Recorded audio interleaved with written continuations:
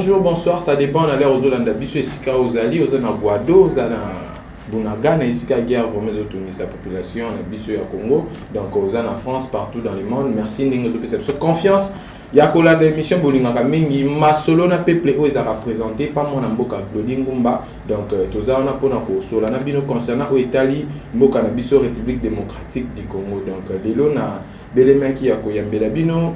Ndeko o bazali pe ba congolais des pères et des mères donc tobenga bango ba élève idéologique qui a ndeko na biso le président Jean-Marc Kabund o azali moko pe ba terre politique na mboka na biso Congo démocratique donc bango nde to ko beta na bango masolo na plateau na bino bolinga mingi masolo na peuple donc o ba bengami na kombo ya ndeko Boaz Mwamba na ndeko Grace Bele donc bango nde vraiment toujours beta na bango masolo. Bonjour bandeko na ngai. Bonjour Ndeko, journaliste et puis merci pour l'invitation au PCBSO Tongo Poto ya Kolubila Congolais Total Sabango Makambo oyo ezali kotala leader na biso oyo na benga bien JMK maître d'école et c'est Moïse Nangai. Merci beaucoup Glodingo, en tout cas naza satisfait pour répondre à l'invitation na mokolo alelo et je salue mon président Jean-Marc Kabundi à Kabund, je salue tous les kabundistes et je salue tous les tisekedistes et je salue tout le peuple congolais en général. Na robo sanate bande konabiso na est et la République démocratique du Congo côté ba M23 bazali. En tout cas, tous en cœur na bango et tous partager même douleur ensemble. Et puis je salue Maman Tina, la femme du président Jean-Marc Kabundi à Kabund. Merci beaucoup à tous les tisekedistes. Merci Glodingo. Ouais, voilà vraiment les alaki bande konabiso ba congolais de père et de mère baza ba élève idéologique qui a président Jean-Marc Kabund. Bangonde vraiment toujours beta na bango masolo boyebi depuis président Jean-Marc Kabund à l'ongwa IDPS nam to yambela binote bandeko o bazo partager les mêmes avis, o bazo partager les mêmes idéologies na président Jean-Marc. Pour la couper sabino ba précision concernant départ naé concernant avenir naé concernant nini président Jean-Marc alingi asala na République démocratique du Congo. Déjà to kota na kati ya mobange émission na biso ya mokolo lelo bandeko na ngai batu peuple congolais aza komitu misama mingi to kaki le 18 awa annonce le président Jean-Marc Kabund azo zala liboso ya etando ike pona kopesa positionnement politique na ye déjà bino bozali ba élève na ye analyse ni beaucoup ça la pour la population ou aza ko s'inquiéter ou azo le ba président Jean-Marc Kabund azo penser un jour comme président de la République ou azo penser un jour comme mokonzi ya mboka o ya République démocratique du Congo ni analyse ni bino beaucoup ça la pour la ko pesa déjà population au bavai dans pour précision concernant sortie médiatique il y a président Jean-Marc Kabund. Merci Glody. Naïe awa pona couper ça moi clair na opinion nationale et internationale par rapport à la sortie médiatique il y a président Jean-Marc Kabundi à Kabund mon mentor vous savez Claudie Isali Mikolo Belé depuis makambo oyo ekomela ki président Jean-Marc Kabundi à Kabund na résidence naïe et ça là qui Mikolo Belé président afanda qui pona observer parce que en tant qu'un acteur politique azate ba politicien mususu obino boyebi ke ba lobaka mingi mais président Jean-Marc en tant que draineur en tant qu'un acteur politique afanda ki parce que un politicien ayebaka lorsque akoloba eko zanatango nini et puis akoloba nini et président Jean-Marc afanda ki a observé a calculé et je crois que maintenant c'est le moment il est venu vers souverain primaire pour na ko talisa bango vision naie et pour na couper sa orientation na parti politique na Mikolo ezali koya mais par rapport na ndenge ba peuple congolais bazo zela je crois que ba sécurité président Jean-Marc akosala loko moko te oyo ekoyeko leka biso bato parce que président Jean-Marc lingaka ba population na mingi je crois que eloko oyo akonose ezaka kapona sortir parti politique naie parce que président Jean-Marc eza acteur politique à côté la bonne il faut voir un soubassement il faut voir moi eloko moko boy oyo akoyi kozala nango et je crois que eloko wana eza parti politique naie alors eloko oyo akoloba akonose parti politique naie na kosenga na peuple congolais bazala calme et puis et ça la ngai sengo omoni Glody stango président Jean-Marc Azoloba lelo mokili mobimba etando ekienyo sote fandi ezozela nini président Jean-Marc Azoloba en tout cas na rappela kana mona kake Etienne Tshisekedi wa Molumba akufite donc na mona kake no il y a incarnation il y a Etienne Tshisekedi wa Molumba o etikala et pas na président Jean-Marc Kabundi akabundi preuve contraire monité qui etango à lobby azo prononcer mokili mobimba etelemi bana mike partout bazozela kabunda ozoloba nini kabunda ozoloba nini donc ça veut dire que non Etienne Tshisekedi aza en vie parce que tant Etienne Tshisekedi azalaki en vie ce qui a linga lobana et bisi obisi surtout ozalaki mokili mobimba bande kozela ezoka Etienne azoloba nini Etienne akolobela nini donc ezandenge moko na président Jean-Marc Kabundi akabundi parce que afandaki pembeni Etienne Tshisekedi wa Molumba assimilaki matière ya restauration véritable état de droit et puis le peuple d'abord et puis slogan ya social démocratique nde ifandaki epa na mwana mboka Jean-Marc Kabundi akabundi. Alors je demande au peuple congolais bazala calme président Azoloba. Merci beaucoup. Ndeko Boaze na yebi poko baksa mo par rapport pe na baksa lisusu mo sous point na kati ya question na batu ba koloba ke président Jean-Marc akoya kobimisa ba secret oyo azalaki na mona ndeko Félix Antoine Tshisekedi. Est-ce que yo pe oza ko banze ko zala bongo? En tout cas ndeko Glody Batou Bazali ko spéculer sur la sortie médiatique de notre leader président Jean-Marc Kabundi. Ba secret nini akolo yango nde biso pe ba kongolomani bino bozali kolanda biso en ce moment. Président Jean-Marc Kabundi azali nanu homme d'état. Comme tel il y a des choses que nous appelons les secrets d'état que yemoko bisika azali ayebi que même si il a subi ba humiliation oyo à subir à koki jamais côté de la presse nationale et internationale kolubila yango non wana ezali ba spéculation wala ezali biloko na benga ka ba formal ya bandeko na biso oyo ba lingi ba jeter au propre sur la sortie officielle de notre leader parce que bayebi ilugodi oyebi président Kabundi aza mutu oyo bayebi bien que c'est le Poutine du Congo quand il parle le soleil s'arrête. Alors ils ont voulu maintenant manigancer les choses que Kabundi a dit secret. Il n'y a pas de secrets qui seront mis à la portée de tous. Ce que le président Kabundi va faire justement, M. Claudi, Isakaka, Kola Kisaba Congolais, qu'est-ce qu'il compte faire après avoir subi tout ce qu'il a subi, après avoir été radié illégalement au sein de son ancien parti politique, après avoir démissionné de l'Assemblée nationale comme premier vice-président de l'Assemblée nationale, après avoir subi Biloko Wana Nyonso, il est maintenant temps, en tant que leader, visionnaire, draineur des masses et des hommes, Abdi Masikoyo, Atali Saba Congolais, qu'est-ce qu'il compte faire? Parce qu'il ne peut pas rester comme ça. Il ne peut pas croiser les bras, non, mais chaque chose a son temps, Bible et le Biango. Donc, le président Kabundi se prépare pour le Baliboso à Congolais, à la Kisabango, voilà ma vision, voilà le programme, afin que les Congolais, Oyo, bazali ko croire na vision wana. Ba Congolais, Oyo, ba ko croire programme na yoana, balandaye na katia cadre ou bien sport politique pour lancer. Je pense, parce que vous savez, le président Kabundi, c'est un animal politique. Après avoir été radié de l'UDPS, il ne doit pas croiser les bras. Il ne doit pas lancer une église, mais il doit trouver un cadre où le peuple congolais jusqu'à la victoire finale. Voilà, c'est ça justement où le président Kabundi a Kusala ou bien il faut taire la spéculation, il va mettre le fait, il n'est pas de cette mode politique. Le président Kabundi a élève ou bien disciple idéologique, il y a Sphinx, Etienne Tshisekedi. Donc les grands hommes d'État que nous avons connus dans ce pays, on peut toutefois parler d'Etienne Tshisekedi. Et donc, Jean-Marc, il est de cette école-là, donc il sait ce que c'est les secrets d'État, à quoi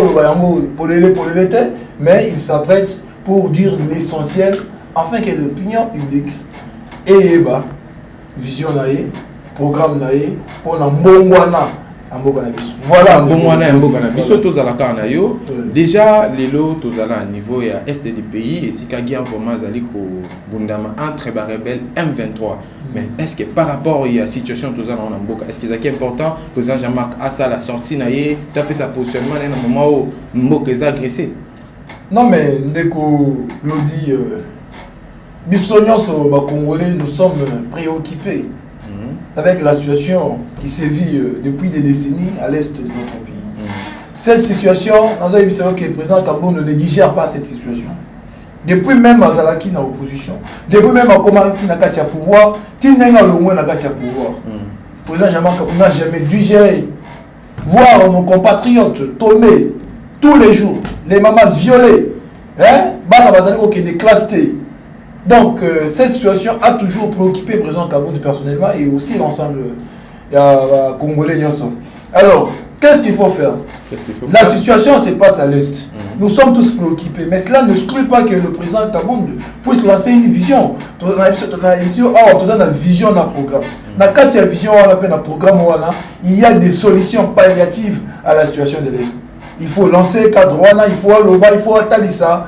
Après, ça va proposition, penser et mettre en place pour la Bitumbawana na cible. Donc, je pense que la situation qui se passe à l'Est ne peut pas mettre en cause la sortie officielle de notre leader, parce que cette sortie, vraiment, est alipée pour l'intérêt à Bandeko Nabiso Yaes. Tous les jours, on a besoin de Kokodi, Bandeko Bazo Utaes, Bazo Yana Kingabo. Tous les jours, on a dans le Banayo, au moins nous sortons bien en Gao. Il faut que nous soyons à l'aéroport. Alors, on a Beni. C'est-à-dire quoi?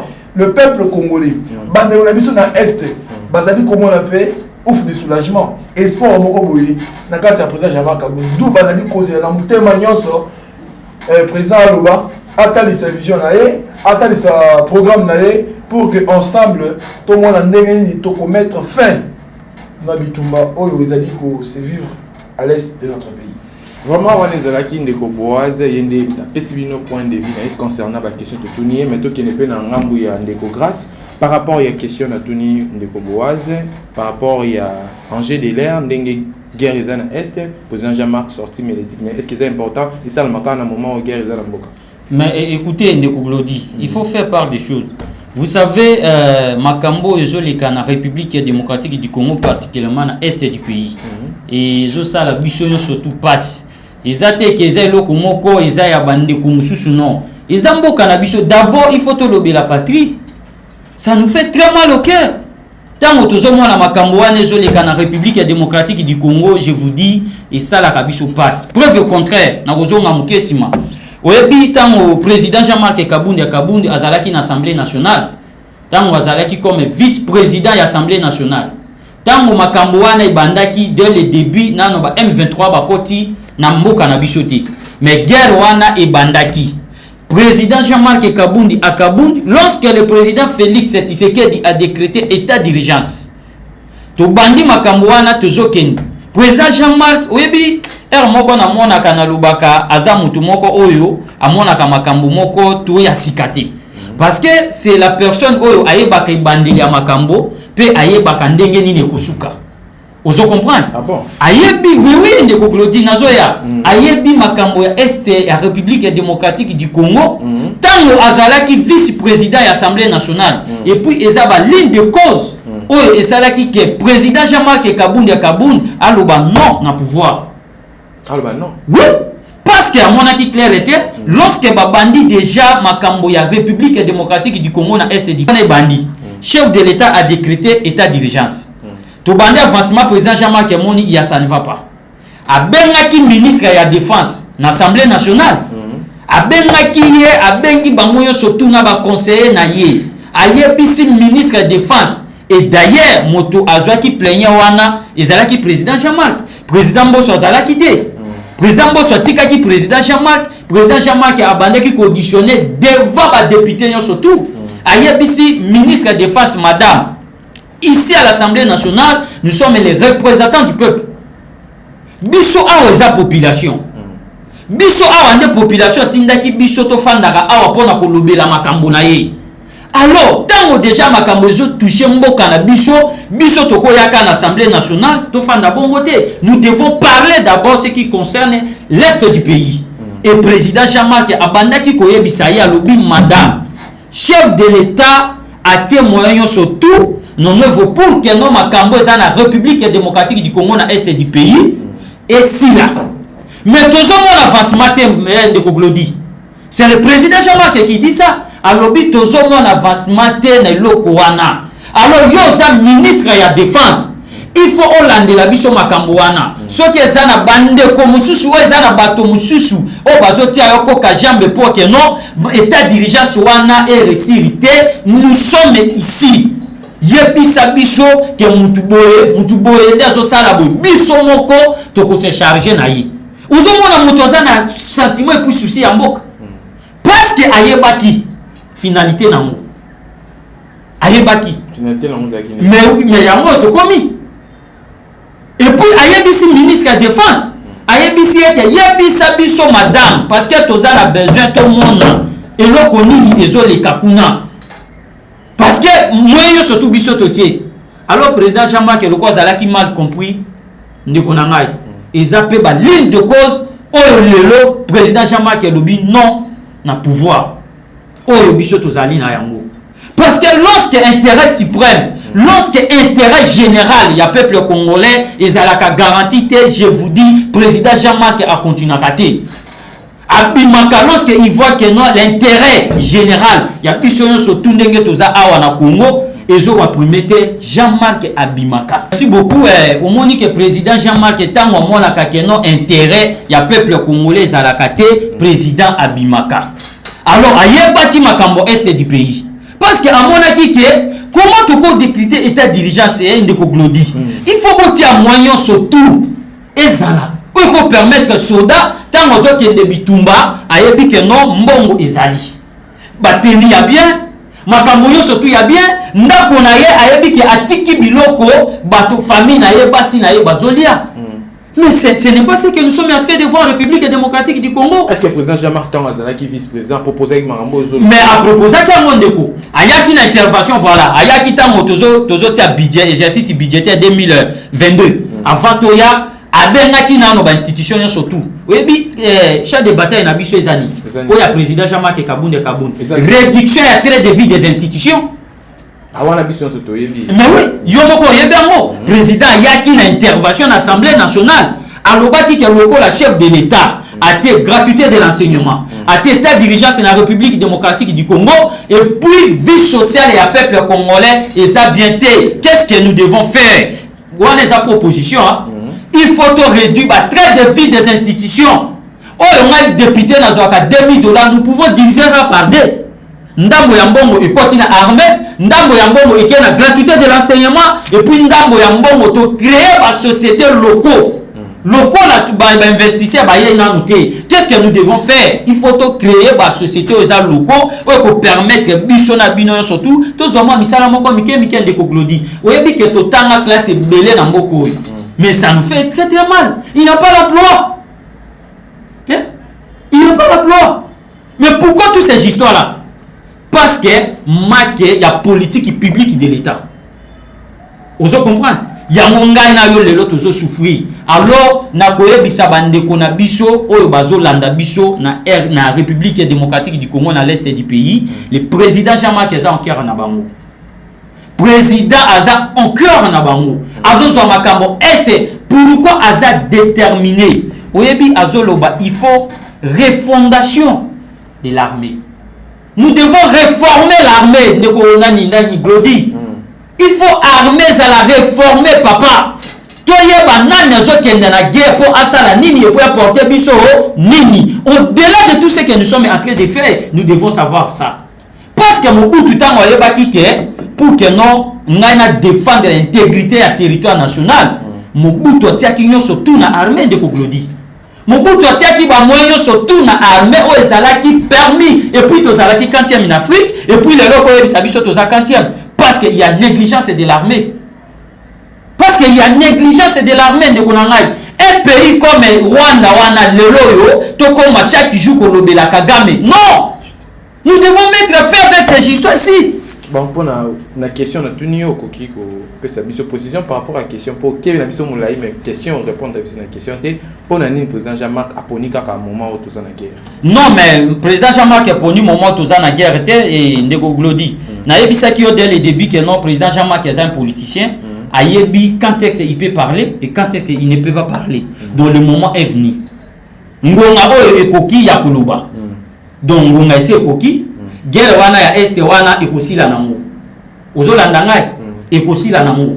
Mais président Jean-Marc Ekofanda il faut sa vision parce que tous a besoin de changement pour aussi sa makambo ya République démocratique du Congo, particulièrement dans l'est du pays. Vraiment, on est à la grâce et il y a une analyse concernant la question de Tounier, tout le monde de Koboaz, tout le monde un peu mukesima. De Jean-Marc Kabound, Azalaki, secrétaire général, à l'époque, secrétaire général, il y a parti chez IDPS, Azalaki parti, Papa Etienne Tshisekedi du Moulumba, déjà Tikabiso a Koufa personnel.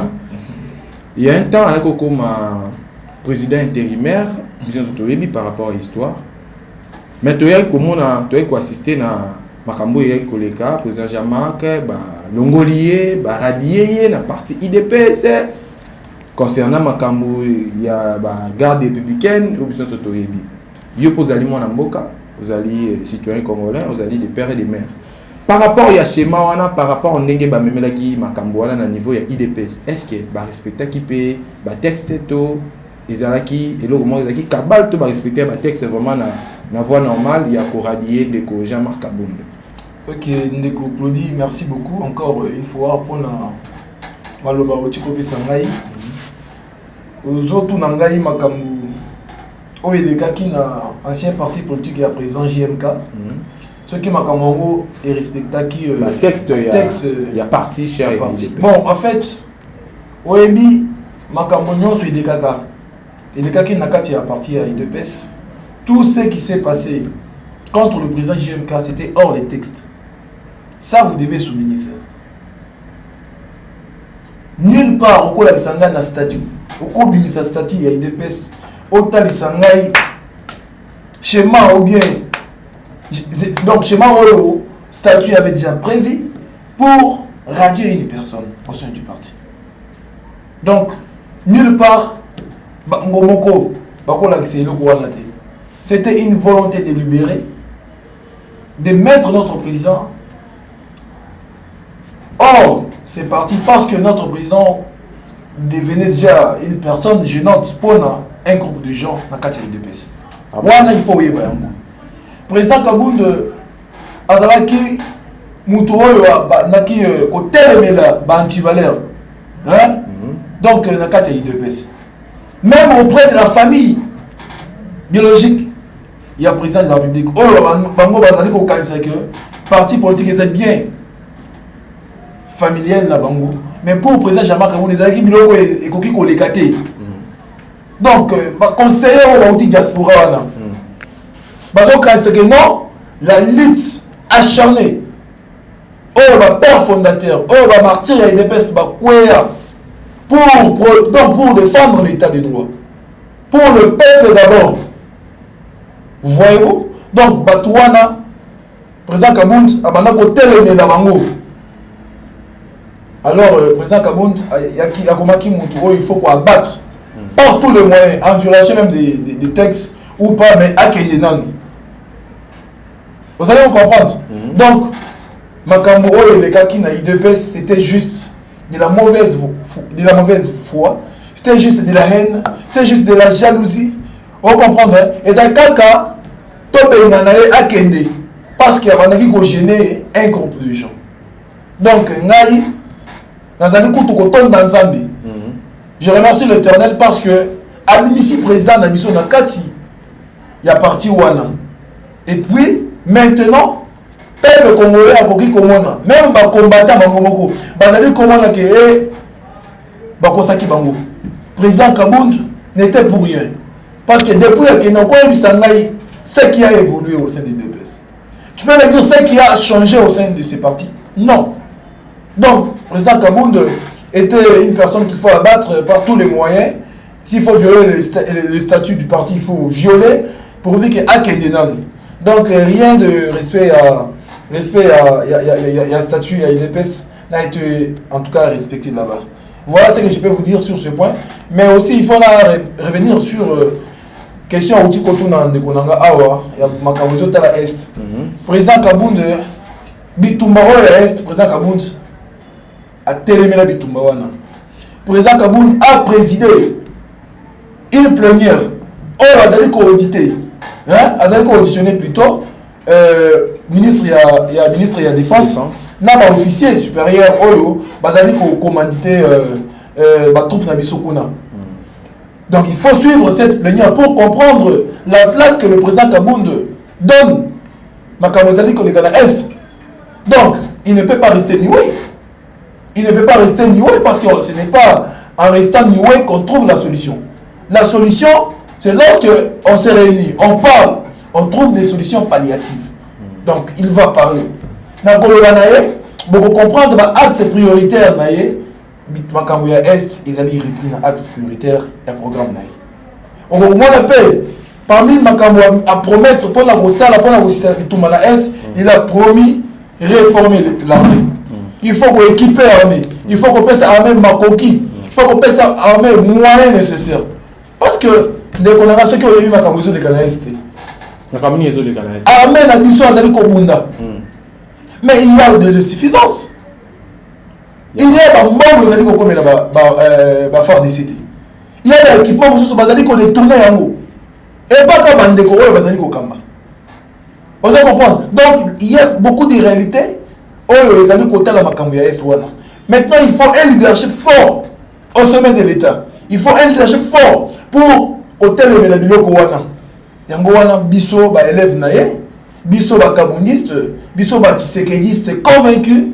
Nous pensons qu'il faut que le président JMK Aloba, pour qu'il puisse donner la vision, pour qu'il puisse donner les solutions à Makamouya les années causées là. Pour aussi Est. Voilà pour répondre effectivement sur la question posée à notre cher ami. Vraiment, on est allé Ndeko Boaz, il y a vraiment toujours précision concernant la question de Bisso. Tout me campé Ndeko grâce par rapport à la question de Ndeko Boaz, on peut retenir en kaka. Nazo retenir Ndeko Glody. Au moni ndenge toza boye, il faut to tambola bien. Il faut tous à la bolingo. Vous comprenez? Et ça même na makambo les kana est la République démocratique du Congo parce que biso moko ba congolais to linganité. Je vais revenir pour dire que au moni makambo o elekaki na IDPS ndenge na oki otuni Ndeko Boaz eza eloko moko nako yebisa yo ko permettre ngai na lobaki no eza bandeko bazalaki na mutema mabe. Contre Ndeko Jean-Marc. Oui, bazalaki na mutema mabe contre le président Jean-Marc Kaboun à Kaboun. Vous savez que nulle part na statut IDPS et puis procédure oyo bango basali pona ko radier. Est-ce que okotangela ngata komba mutu moko oyo banda IDPS est créé par 13 parlementaires ba radia bango na IDPS? Il y a personne. Ndeko Glody. Il n'y a personne qui côté oyo baradia ye banda IDPS et banda na ba 13 parlementaires. Toye comment na pas na Ndeko Jean-Marc Kaboun de Kaboun. Toye comment na yango pas Ndeko Jean-Marc Kaboun de Kaboun. Mais pourquoi tous ces choses là peuvent arriver et ya kaka banda kaka na Ndeko Jean-Marc Kaboun de Kaboun? Ça veut dire ezo la kisaki non moto azali na leadership fort.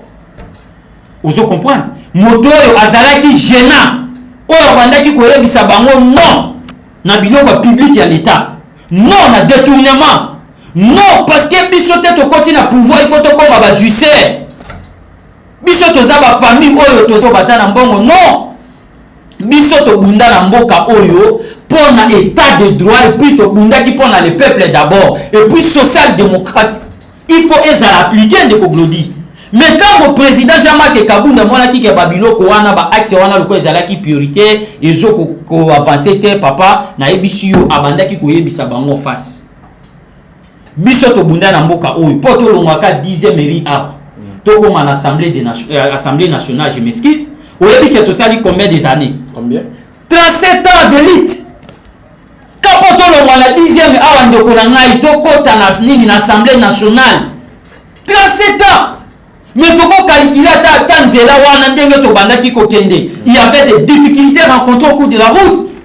oyo biso moko tobande koloba dès que tokokota na pouvoir nous devons faire ça tolongola po tokoma na pongabi tala tokufisi autant tolongola na pongabi po tokoma na siende tokufisi autant mais lokwa tokomi place wana ba obstacle wana ebandaki koya tango biso tokokota na pouvoir il faut pas biloko wana ezonga alors tango biso tokoti je te dis que ndeko président Jean-Marc Kabundi Kabundi abandaki komona ba biloko wana ezoya ndeko Glody nde président Jean-Marc abandaki ko telemela yango lobi non moi tant que Tshisekedi on a joué qui vraiment maté et pas ne tient Tshisekedi pour la population pour le peuple congolais n'a koki ko permettre biloko oyote tant on bande côté les melabango Kabundi akomaki gênant akomaki neme abattre mais ils ont la rumeur au circula que dossier ngo ezala ki ba bande so ko la ba terrain minier je ne sais pas ce qui est pour yokango voilà écoutez wana eza mutema mabe pour eza eloko mo ba bande ko loba pona kokosa bato oyebi ndeko ogi nani Glody je m'excuse oyebi pona kozwa carré minier un acteur politique ata yo moko ndengo zabou tu peux voir un $300 tu trouves un carré minier tu peux voir $300 tu trouves un carré minier. Est-ce que bon à niveau non yande kolokwa Jean-Marc Kabundi aza député national aza vice-président assemblée nationale pour asomba carré minier ça lui coûte combien pour asomba carré minier na est ya République démocratique du Congo ezo coûter combien de konangai il faut akende na ba procédure il faut salani Kabundi aza na mbongo ko somba carré minier na ebisio eza le kuta eza makambo carré minier te de raison valable c'est que Kabundi akomaki ennemi gênant abandaki kotelemela bango toza ba juice te c'est ça le problème nous devons dire la vérité abandaki kotelemela bango donc tolo ba système ya régime ya Etienne Tinani ya ndeko Félix azoyebisa bango toza ba juice te nazoyebisa yo ndeko mais il y a un régime bande ko bengi soki le gardien du temple mais oui azo garder pouvoir mais tant ozo mon intérêt zatende ko nanga sala nini quand on a mon intérêt ya ngai na yo ya biso surtout ba congomani quand on a mon intérêt ya est ezo zalate il faut de Jean-Marc Salani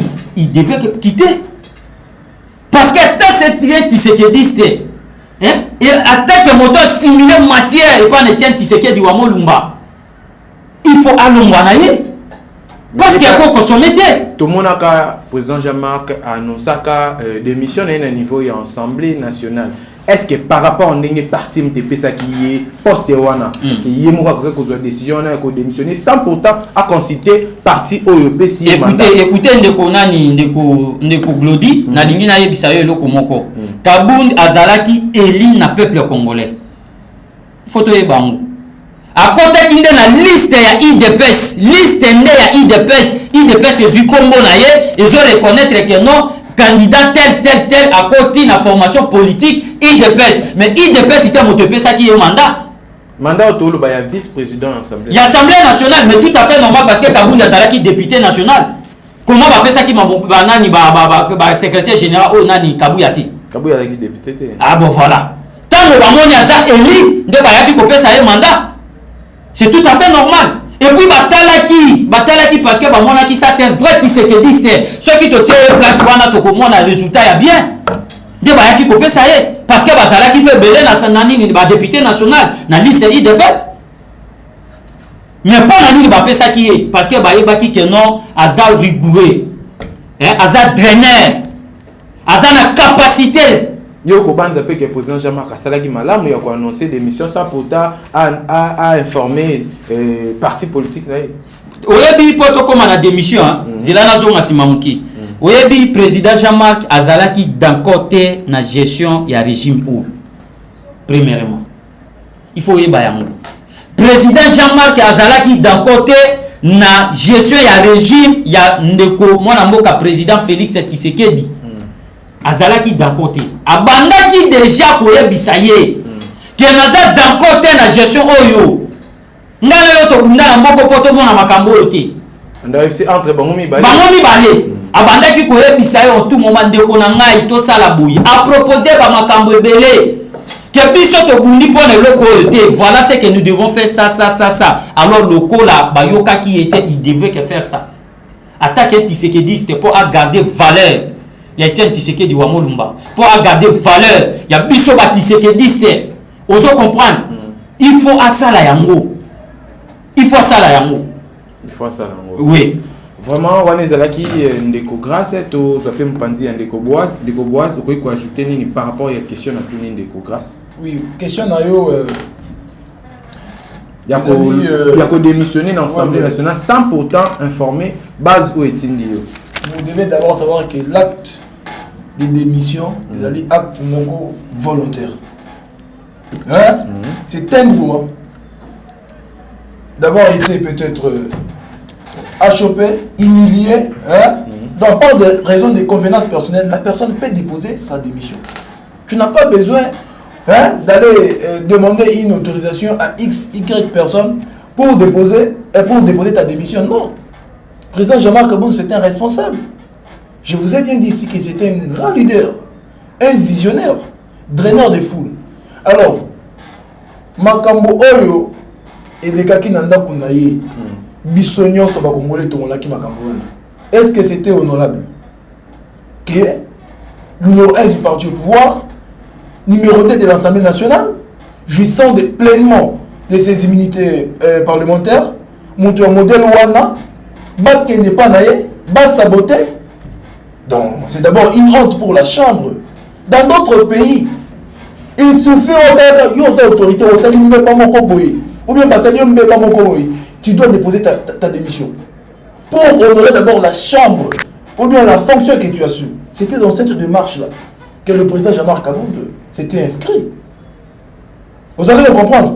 Donc, il avait trouvé que non, Salamaki Nanda Kunaye, c'était vraiment une honte. Et, Makamwana et Salami, Bakoti Nanda Kunaye, filmé, Babwaki, monde entier, Tali Makambo, Sonyo, Bapesio. Et après, demain, on dit qu'il y a une personne à l'Assemblée nationale pour présider la plénière. Non, c'est du n'importe quoi. Non, mais comme toute personne, on a dit qu'on dénonçait Bantimaya, comme d'abord pour sa dignité personnelle, il a gêné de déposer la démission. Ok? Déposer la démission et rester maintenant au sein de son parti politique. Enfin, et comme ces postes-là revenaient de droit à l'UDPS, comme président du parti, on pouvait trouver à l'amiable qui autre personne pouvait aller assumer et fonctionner là. C'était ça la démarche du président Jean-Marc Aboun. Mais comme il était vraiment un élément gênant, comme il était Moutoumoko, il faut abattre à tous les moyens qu'il faut.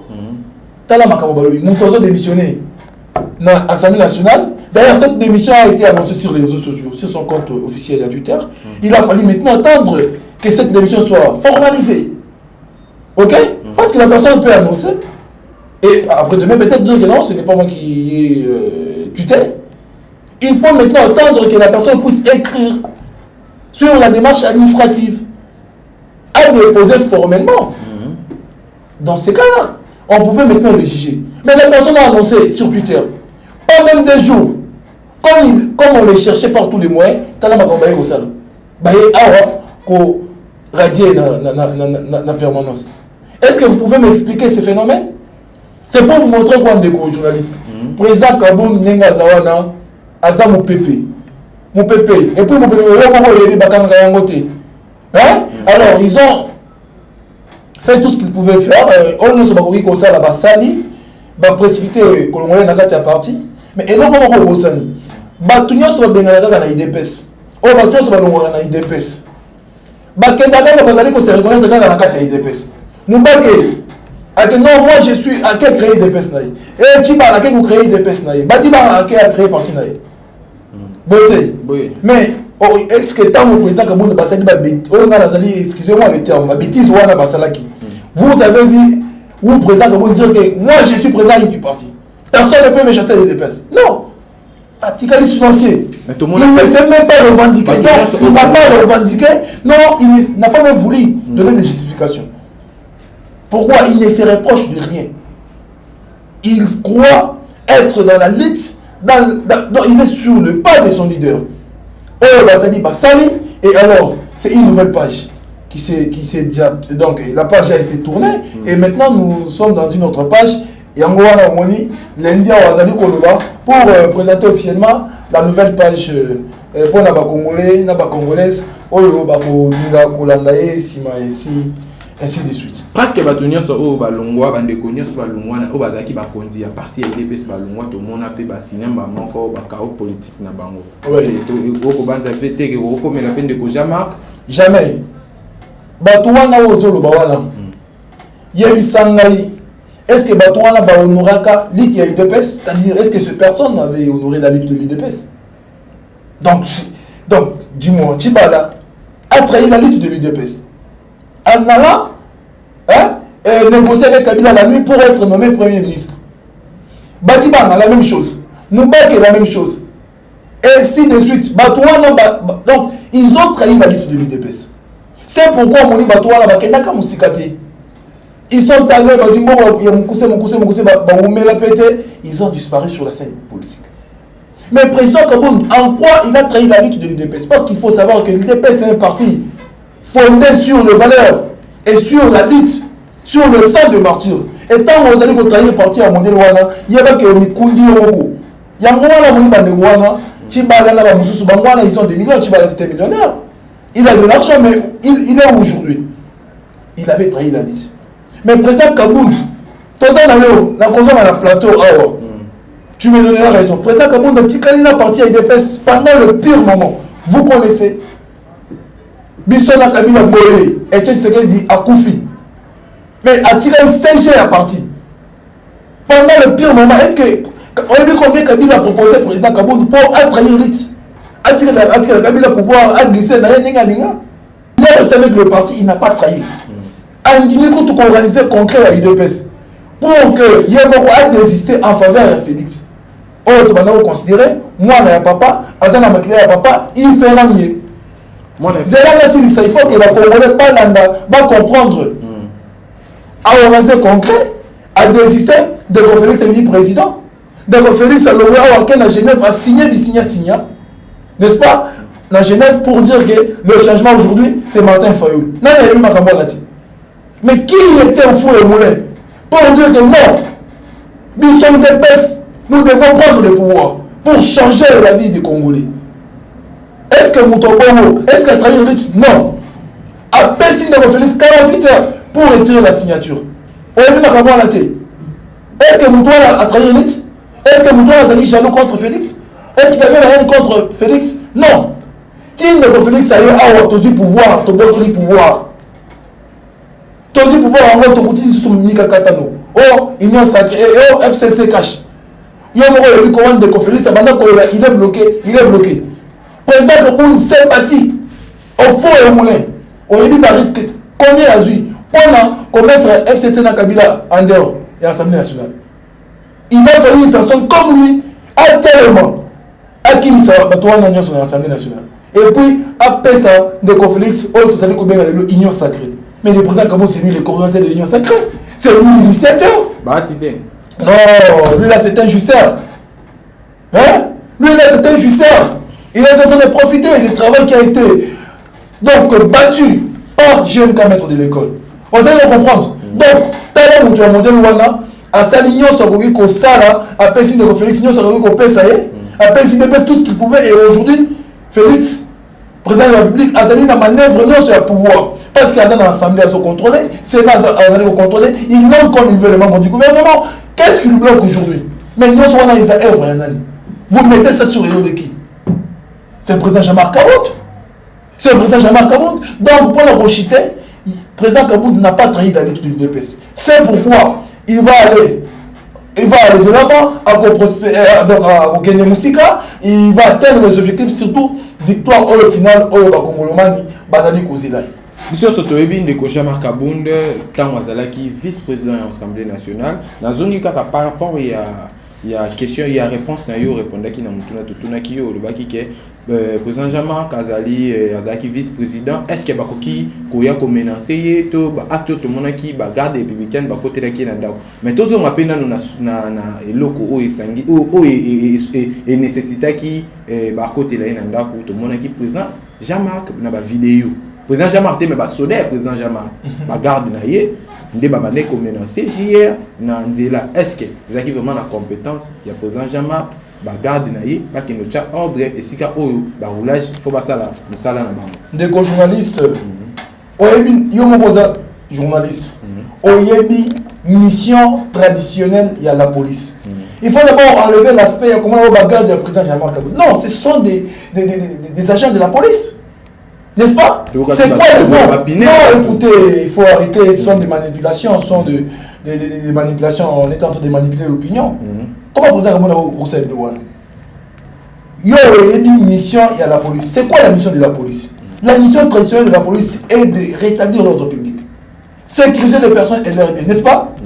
Tant que bazo ya nanzela bakuti embouteillage. Qu'est-ce que la police, comme agent de l'ordre, qu'est-ce que la police a fait ça? C'est de rétablir l'ordre public. C'est ça que la police a fait comme travail. Et puis écoutez, non, JR Razan Nicolas écoutez. Dans ce pays, nous avons prôné l'état de droit. INDPS a prôné 37 ans état de droit. Nous prenons l'état de droit. C'est quoi l'état de droit? Qu'est-ce qu'on entend par l'état de droit? L'état de droit, c'est un concept creux. Je suis désolé.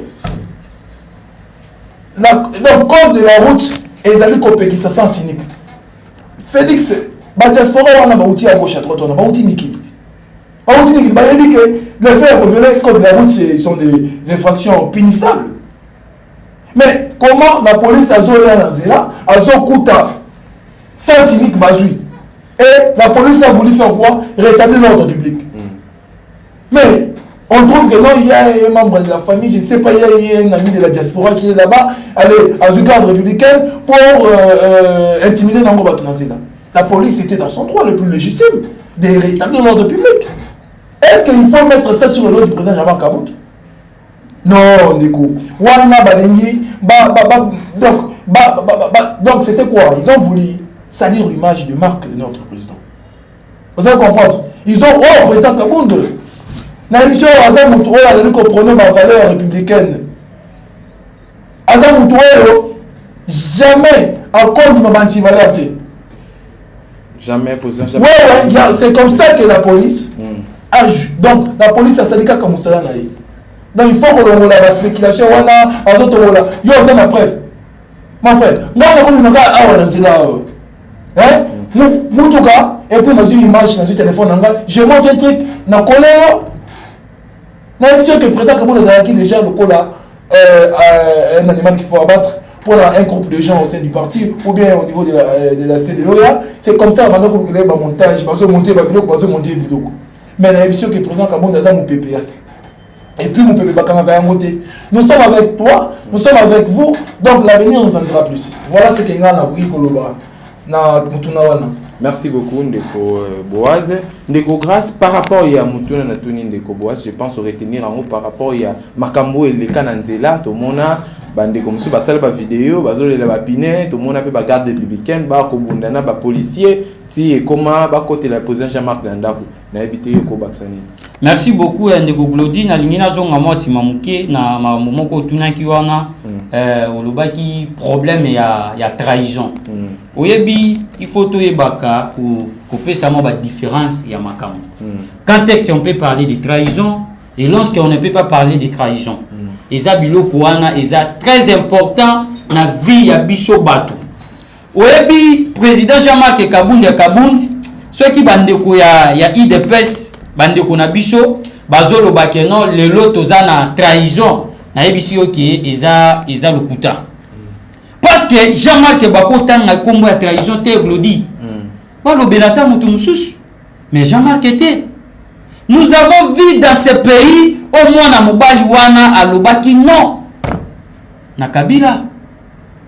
Même bango moko na IDPS pourquoi ba pesa ba kombo 520 giga, pourquoi ba pesa ba kombo bar de mine, pourquoi ba pesa ba kombo ya l'homme qui a dit non. Ba kombo wana ba bando pesa ngo nani? Parce que abandaki koboya babiloko wana bazolo ba trahison. Il faut totika mutema mabe. Et qu'on développe beaucoup de tests aux ana esprit wana bandiko wana bazana ngo. Parce que Kabound a boyaki des millions de Glody. Parce que Kabound a lobaki na Kabila non. Avec machine ou sans machine voter, toko kende na élection. Nana kokaki ko fumula munoko na l'époque wana na IDPS. Aloba makambo Kabound a lobaki. Ba traita ki Kabound a lembongo Kabila à l'époque. mokili mobimba lobaki ke nani Kaboul ale mbongo ya Kabila. Pourquoi yako lobato kende na élection? Parce que Kaboul ezalaki visionnaire ya mwana na débit na yebisaki yo ke ye baka débit et puis ayebaka faire ya makambo.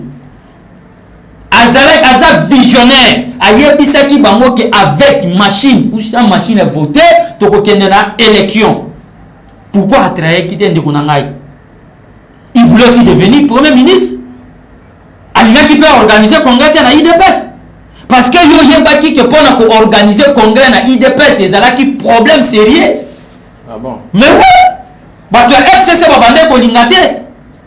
Balandi ka tout de nani Kabundi combien de fois? Bazo vice président ya kato pesa yo nyonso za nango posa.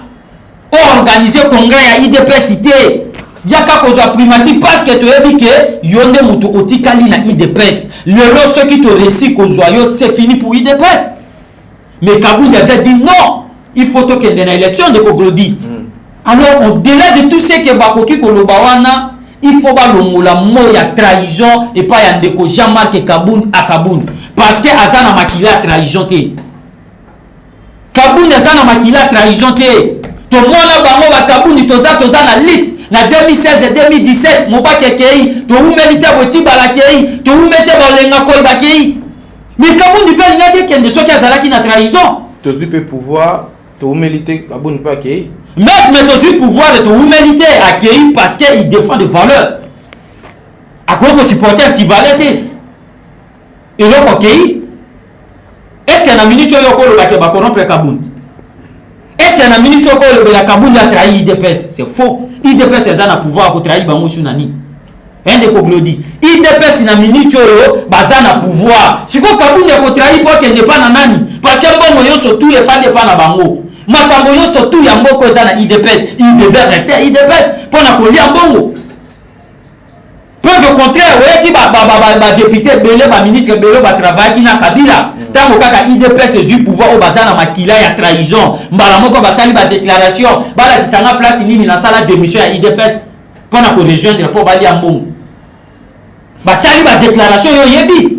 Et belé ote pour la sa place nini on a signé que non na longwa na IDPS mais pendant 18 ans de Kabila, tu étais ministre. Okenda ki na ndenge ni. Alors il faut arrêter avec ces histoires-là pour appeler Motoroka Jean-Marc Kaboul qui a trahi IDPS. C'est faux. La deuxième question na you.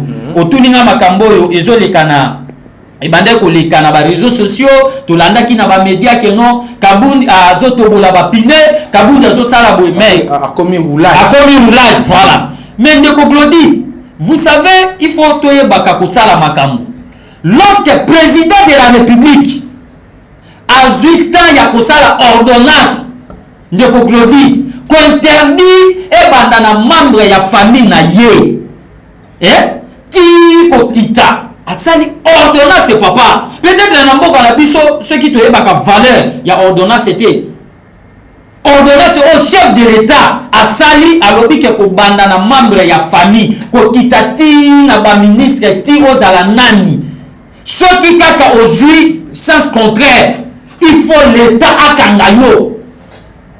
Et le moment où il y a une assemblée nationale, Kaboul est vice-président de l'Assemblée nationale, Kaboul est président à IDPS, Kaboul est député à IDPS, Nini Azana coordonnateur à l'Union sacrée. Glodi. Babylon Kowana yo surtout, c'est que Kaboul a à Kangamaboko, à Talakango. Après le peuple congolais va dire quoi? Kaboul est Gangaka Mingi.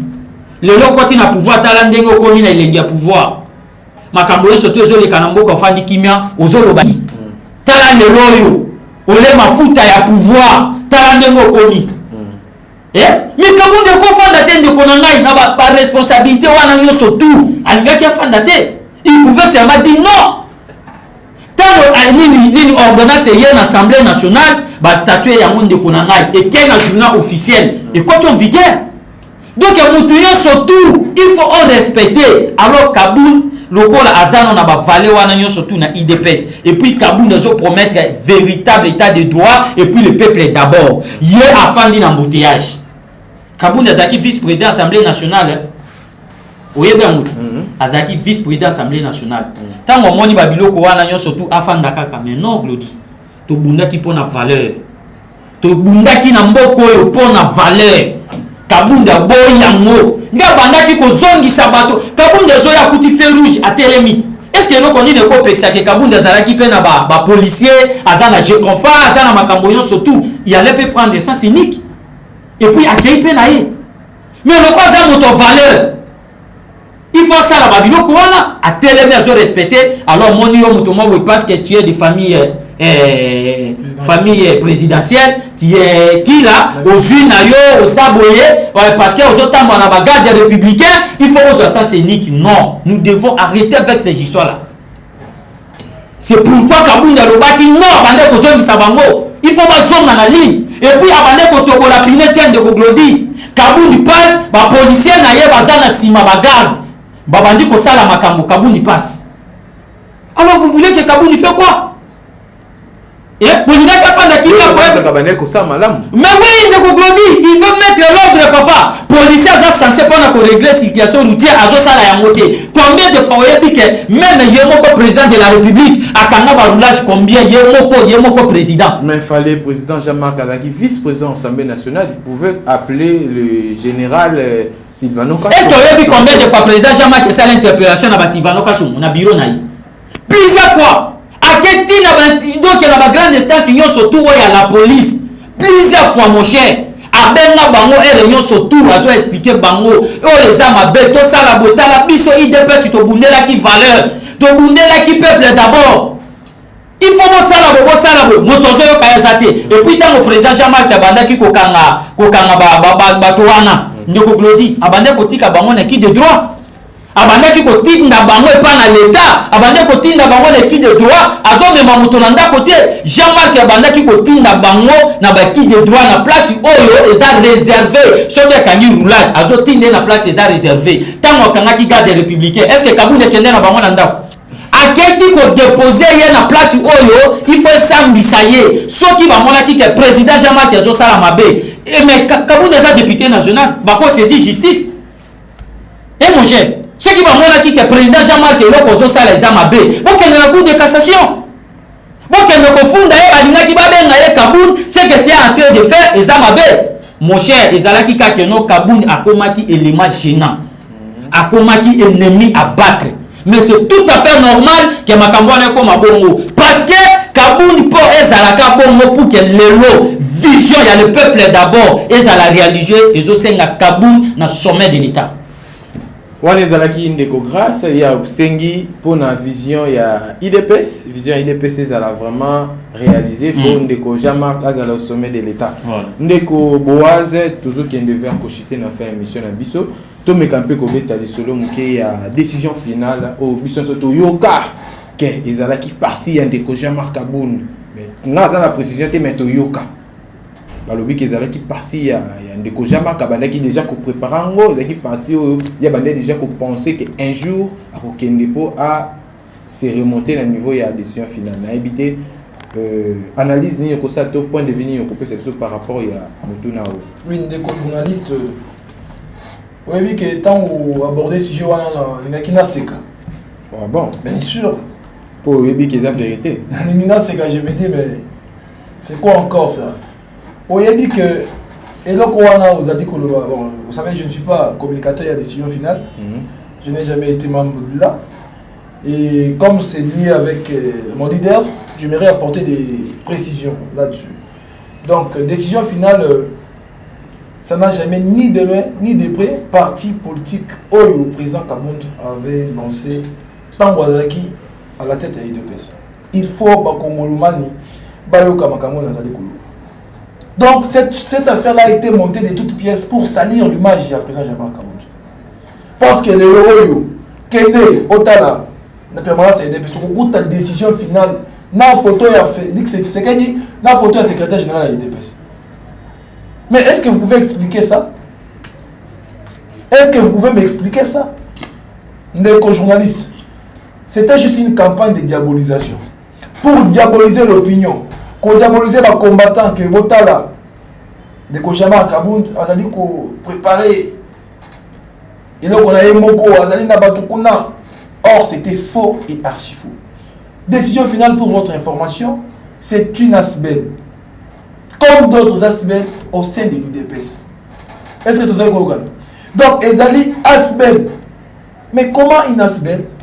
Comme d'autres ASBEL, comme Badipocré, comme Vision Fatih, comme il y a beaucoup d'ASBEL au sein de l'UDPS. Des mouvements associatifs. Où est soutenaga l'UDPS?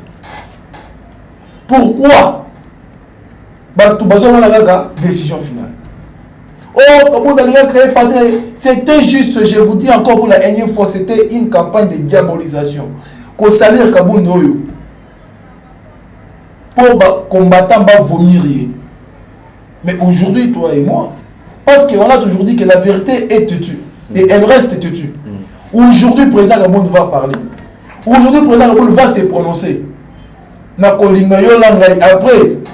quand on va prononcer, hein, quand il va se prononcer, Yolangai, Oye Bisangai, ceux qui président Kaboun à Koloba, Congo, ceux qui prétendent parti politique, c'est faux. Décision finale n'a jamais été un parti politique du président Jean-Marc Kaboun. Et les alliés coexistaient, n'a pas Nayango en fait. Rien à voir avec le président Jean-Marc. Il faut que le président Kaboun il y a un ancien parti.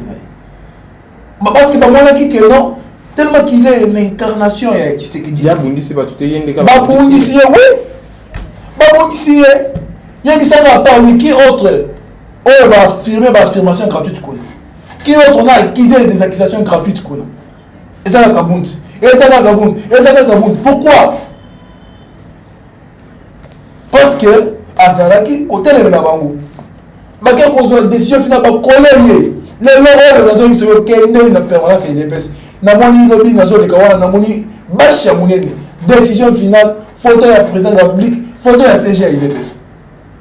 Comment tu peux expliquer ça? Donc c'est un faux débat et je pense que je dois m'arrêter là-bas parce que je ne vais plus verser dans des spéculations. Tout ça va wananayo pour tout qui est pena aussi ça. Les lots de Jean-Marc Kaboun, Azali soutient de Félix Antoine Tshisekedi. Donc tout au banza que président Jean-Marc a commis en opposition. Donc les lots peuple congolais tout le monde a vraiment tout assister à combattre un match où ils allaient entre président Jean-Marc en opposition, président Félix na pouvoir, Azala vraiment opposant à président Jean-Marc. Oui. Président Jean-Marc. Ma rival, il y a président Félix Antoine Tshisekedi. Non, vous savez, en politique, rien n'est exclu. Hein? En politique, tout ça, la politique, parce qu'il y a des Konangaï, parce qu'il y a des Kamanon. Non, en politique, on fait la politique pour l'intérêt général. Ça, vous devez le savoir. On ne fait pas la politique parce qu'il y a des Konangaï, non. Moi et vous, quand on a dit qu'on fait la politique pour l'intérêt général, mais du pouvoir, maintenant nous devons mettre en place l'intérêt général, tous autres côté. Donc tu penses que moi qui prône les valeurs républicaines, moi qui défends le peuple, moi je vais continuer à être avec toi parce que parce que nous avons mené une lutte ensemble? Non. Le président Kaboun, certes, il vient de l'heure avec le président Félix, dans sa compagnie, il y a lutte. Ils ont de bons souvenirs. Donc, voilà. Mais il faut savoir que Oyo et Kabodi Bango, ils avaient la gestion de la République. Ils ne se sont pas mis d'accord à un certain point parce que le président Kabound a dit que l'intérêt du peuple n'a pouvoir réaliser. Parce que nous avons promis le peuple d'abord. Mais tout ça n'a pas de pouvoir. Mais dans l'exercice de notre pouvoir, l'intérêt du peuple les a été. C'est ça qui a divisé surtout le président Félix et le président Jean-Marc Kabound. Du reste, je peux vous dire ici qu'il reste deux frères. Baza Bandeko. Les relations humaines continuent à Nabango, mais il faut savoir que politiquement, ils ne sont pas d'accord, ils ne sont plus ensemble. Parce qu'ils ont des visions divergentes. Voilà ce que je peux vous dire. Voilà, tout le monde peut Ndeko grâce président Jean-Marc Kaboun. Lelo a commis rivalia IDPS. Les a partis au Ebimisi. Analyse non. Merci beaucoup Ndeko Glody. Na lingi na zonga moi si mamuke na lobela makambo itali décision finale. Décision finale P. Voilà. Et vous savez au moni na vie lorsque ozana étoile ils ont ngala. Ndeko Glody. Et même makambo belé na vie na yo. Parce que oza destiné on Nzambe sala. Vous comprenez? président Jean-Marc Kabound ya Kabound ndenge azawana président Jean-Marc ça la partie politique comme on a eu à la décision finale mais toi qui oyambaka bato ya IDPS ya peut-être que bayebaka histoire ya IDPS cité et puis bayebaka histoire ya décision finale té ndenge bazawana bayokaka décision finale mon cher avant lobela makambo il faut oyeba histoire c'est très important et puis histoire va changer kango té na vie olobi soki na yambaka bataille de pesa yo longwa déjà non naza moto ya IDPS cité naza moto ya IDPS cité naza moto ya IDPS cité ozala jamais non vous devez enlever ça ah ouais vous comprenez au-delà de tout ce que batouana bakoki koloba il faut bayeba que non président Jean-Marc ndenge azawana asa la partie politique comme on a la décision finale c'est faux na kozonga simana yebisa bango nde bazolanda lelo soki boyebaka histoire et décision finale té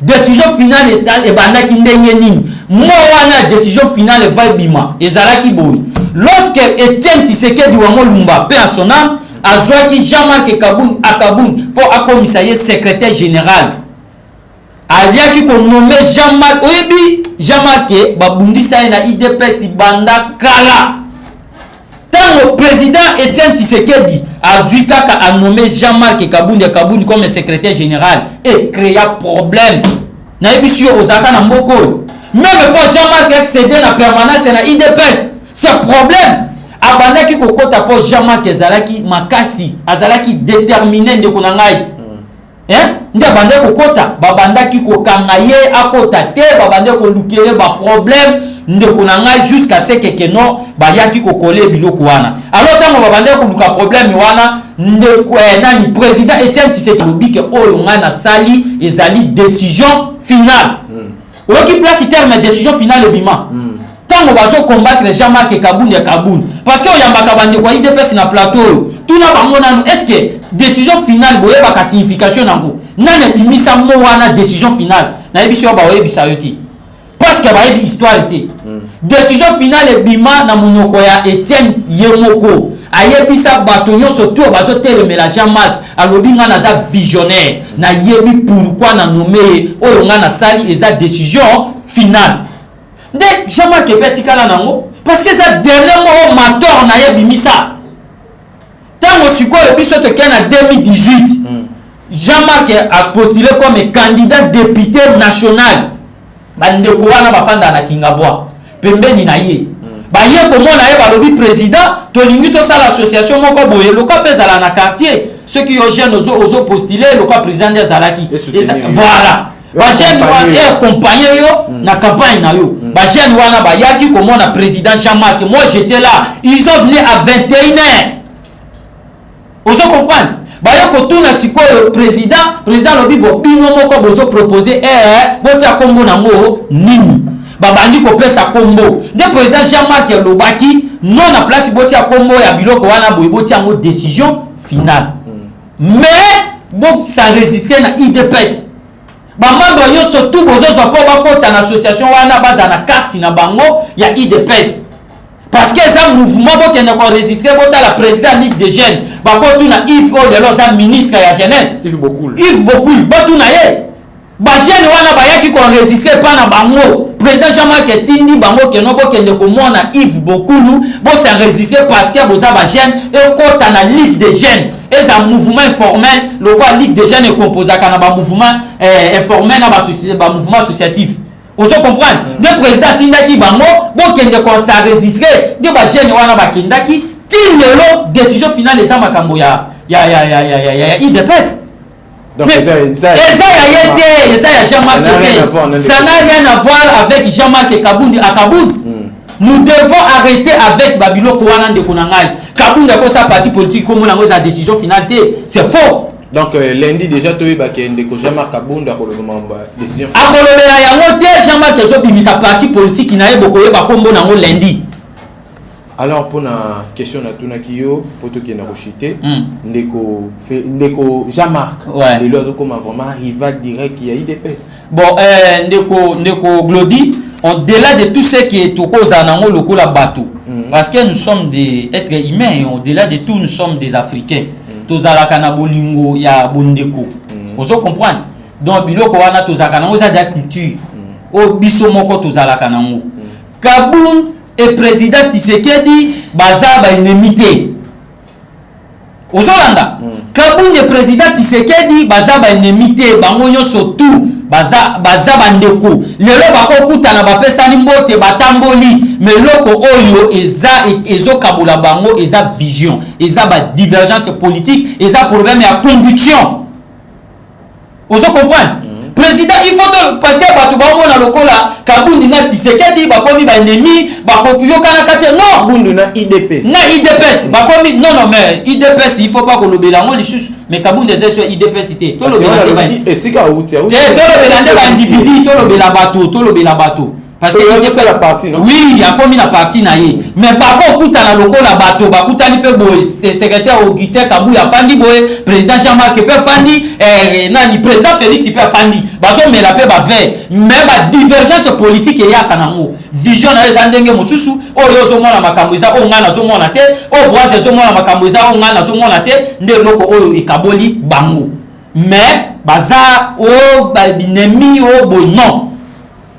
Merci beaucoup. Vraiment, on est à Kindeko. Grâce à Yende, vraiment, à Pessibino Pekaka, piste de solutions par rapport à la question de Tozotunae.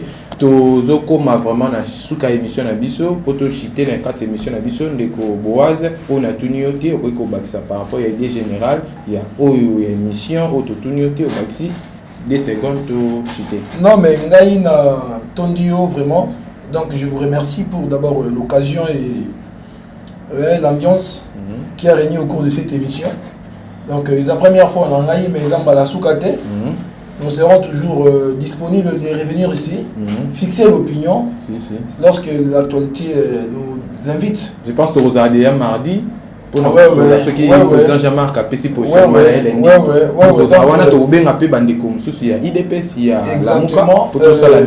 oui, moi je suis partisan de débat d'idées.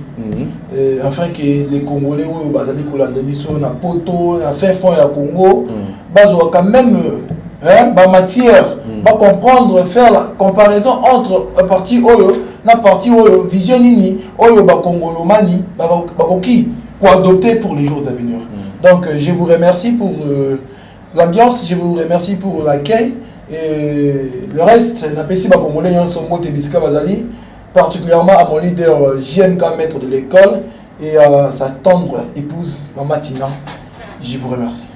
Vraiment, Ndeko Boaz Totondi Botondi. Merci. Ndeko grâce pour tout ce qui s'est émission à Bisso, on a tout nié au Baksa par rapport à l'idée générale. Non, et là, on a quoi Bakissa, nazo remercier d'abord, et puis nazo remercier les journalistes surtout, et puis nazo remercier l'équipe technique, oyo ba yamba kibiso na mokolo ya lelo. Pour na kotalisa bango avenir politique ya président Jean-Marc Kabound ya Kabound, et puis pour na sortie médiatique naé plusieurs temps oyo afandaki ba silence, et puis je crois que lundi mokoleza ya kokoka, et je demanderai au peuple congolais bazala mobiliser place union surtout bozali ba Tshisekidiste et puis ba Kaboundiste, et puis le peuple congolais en général place union surtout bazolanda biso na moment oyo na ebete caméra na bino eza braqué vers Kingabwa et kozala lundi na 10h au président Jean-Marc Akuluba, et puis akopesa bino position na ye, et puis akononcer parti politique na ye. Alors toza na besoin na bino oyo boza actif de changement boya bo adhérer massivement na parti ya mwana mboka Jean-Marc Kabound ya Kabound, ozo promettre ba valeur, ozo promettre ba droit, ozo promettre restauration des véritables état de droit, et puis ozo promettre le peuple d'abord, et puis ozo loba social démocratique. En tout cas, totondi bino botondi pour na botiaki ba télévision devant ba télévision na bino na ba téléphone na bino bozalaki en ligne pour na kolanda biso. En tout cas toza satisfait, et puis on va encore revenir mardi pour na kolobela lorsque leader na biso Jean-Marc Kabound a Kabound a kolobela vision na ye tokoya awa pour na kotalisa bino, et puis na bosanité bandeko nanga na est ya République démocratique du Congo toza vraiment ensemble avec vous. Je crois que avec nous et avec Dieu tokolonga bitumba wana, et puis toza sima na bino na kopesa mbote na ngai epa na leader les charismatiques Jean-Marc Kabundi à Kabundi place nyonso azali na tango oyo et puis nazo pesa Mama Tina la première dame future dame Mama Tina Kabundi, je vous salue, merci beaucoup. Merci beaucoup Ndeko grâce à Nabi que tu écoutes na mardi, merci vraiment la disponibilité na bino na CPL mingi par rapport à présence na bino esali biso bien na émission na bino bolinga mingi masolo na peuple donc tokutani na bino mardi merci mingi na balaninya so ba soutenir na biso na kati ya Yokabas TV na émission bolinga mingi masolo na peuple merci na Riso azaki na sima caméra merci na DG na biso Abechole merci na staff technique Mobimba Mama Gachela batunyo so bo soutenir biso Serge Moura Zaki Mona Mboka Claudine Ngumba donc tokutani à la prochaine. Merci.